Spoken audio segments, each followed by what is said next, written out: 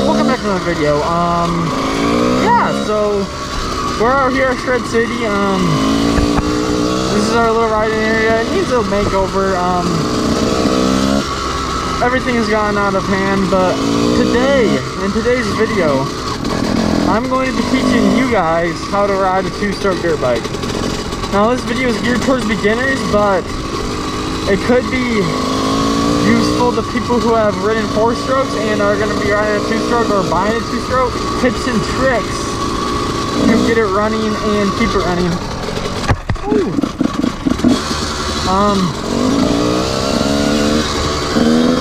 If you guys are new to the channel, consider subscribing. We have been gaining subscribers a lot recently, so go ahead and hit that subscribe and like button, help the channel out. Without further ado, let's get into this video.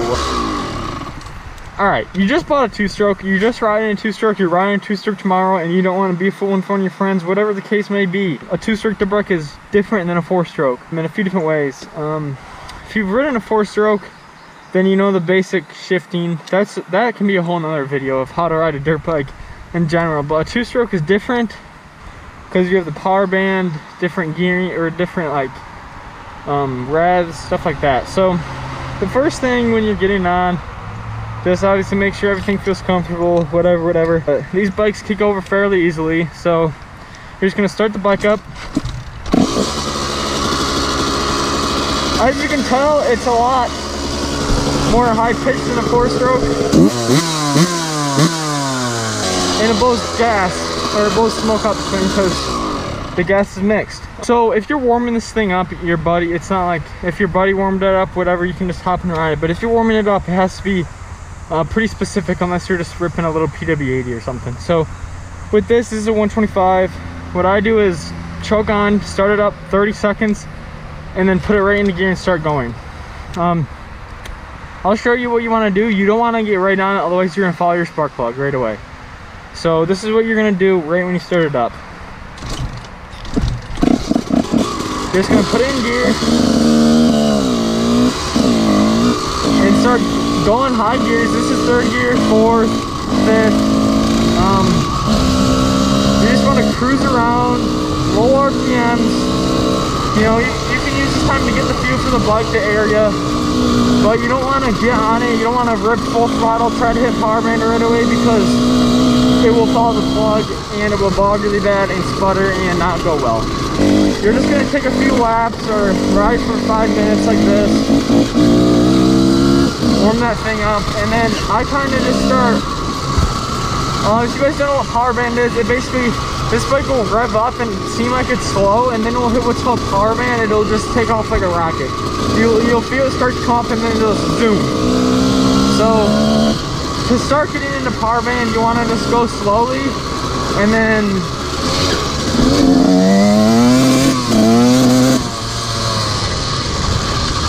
as you can see right there, it's sputtering still, so that means it's not all the way warmed up. So you want to start just like hitting power band a little bit.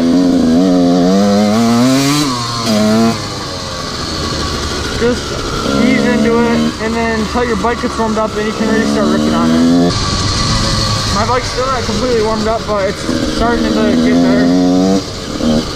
The other thing you can tell is feel the expansion chamber. It'll start getting pretty hot. I would not touch that after it's really hot though, because you'll burn your hand.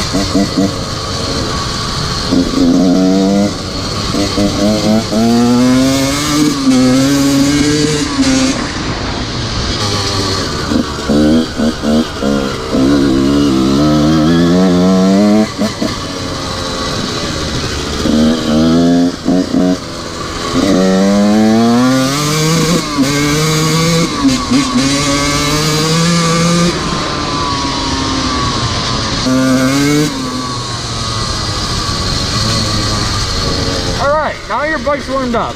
Now what are you gonna do? To ride this thing, two things you need to remember. They rev out a lot and keep the heat in the pipe, as they say. So this bike is not meant to ride around like in 4th gear like this fast. This bike is meant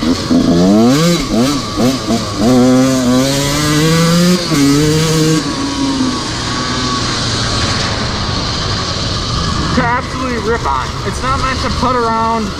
It's meant to be in power band and basically haul ass the whole time. That's what people love about these bikes. And if you do need to go through technical stuff, sure, go in first gear slowly. I can crawl up this little hill. I don't need to be in power band for that, which is nice to have that, but really they're meant to keep the heat in the pipe, they say, so you're always in power band, like as much as you can, because that's where your power is, that's where the quickness is. I'll do a lap right here.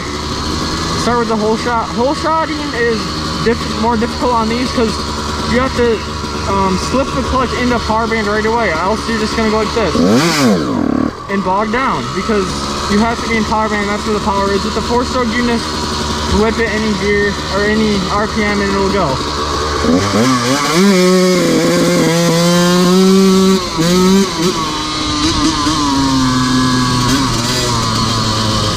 But with that, you have to keep it in power band.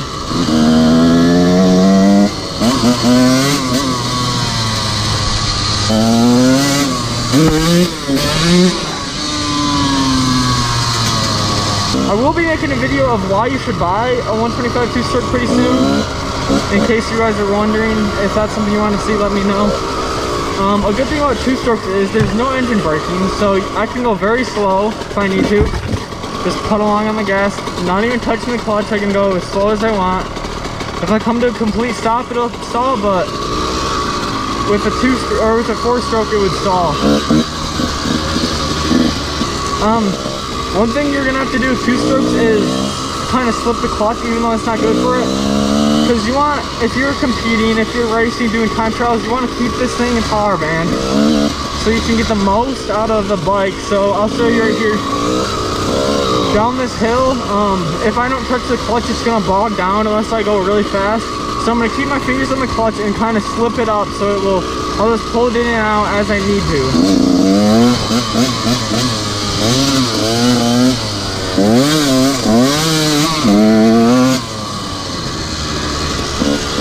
So I'll give an example right here of if I didn't use the clutch and just try to go through, I'll do that.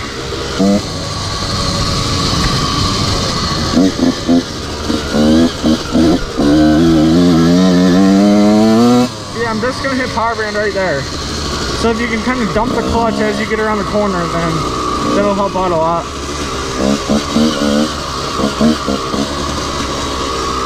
Obviously different bikes will be different, but this one hits power band like 3/4 throttle, like, well, I shouldn't say 3/4 throttle, but a little higher up there in the RPMs. I know other bikes that'll hit it mid RPM, stuff like that.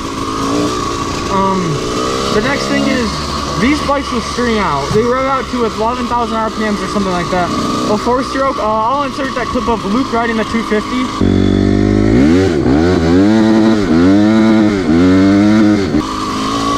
As you can see, it bounces off the rev limiter quite a bit because the gears are shorter with the 2-stroke.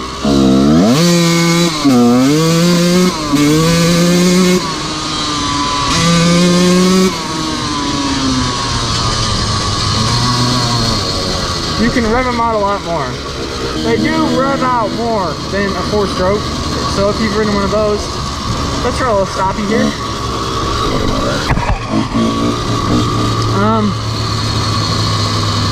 So, just to recap, starting, start it, run it in low RPMs around until it warms up, and then hit power band, keep it on power band, keep the heat in the pipe. If you need to go slow, you can, but don't just put around the whole track, because it's gonna want to be in that high RPM bang. That's what they're made for. I will be making a review of this bike. This is a 1997 CR125, and then I'll also be making why you should buy a 125 2-stroke compared to a 250. Which I'm not saying either of these is better, but I'm just going to say some of the reasons why you might prefer one of these over that. And we might, Max, our friend, just bought a 250 CRF 250R, so we might have that in a comparison video. So, and I'll be racing them soon.